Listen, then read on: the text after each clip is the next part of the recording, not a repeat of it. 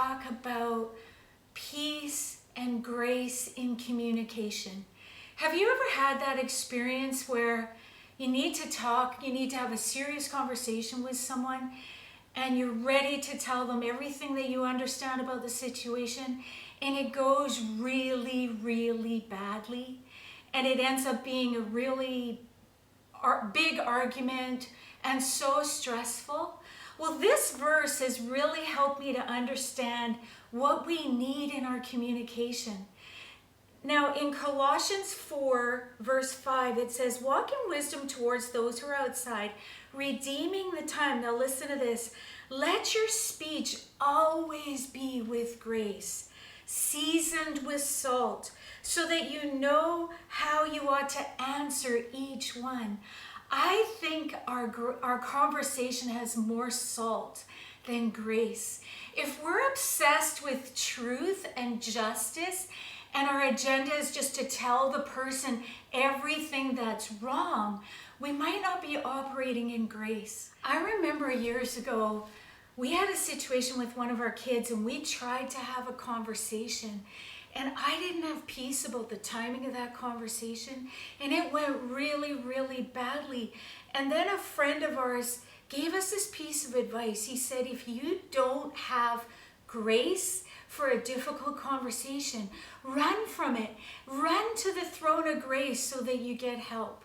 Here's the other problem. I think in marriage and in family, even in our friendships, we sometimes think, well, we're so close, that means I can say anything to you. It gives me permission at any time to tell you exactly what I think and what I think about you. And that over familiarity doesn't mean we sometimes don't have restraint. It says that your conversation be seasoned with salt, not overpowered with salt. Too much salt will just hurt the person. It says seasoned with salt. When you eat food that's seasoned just right, it brings nourishment to your body.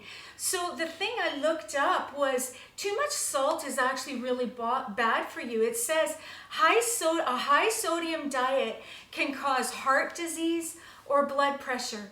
Too much truth and obsession with facts and truth can create heart disease and pressure in our relationships.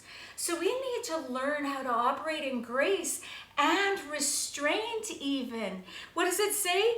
Walk in wisdom. We need wisdom. Is this the time for me to bring up this sensitive subject? It says redeem the time. Sometimes we're actually afraid the person is going to hurt us again, so I need to spend 10 minutes or even 2 hours explaining in detail how what they did hurt me because I'm afraid of being hurt, and therefore I'm trying to micromanage them and control them so they won't hurt me. That kind of communication is not effective.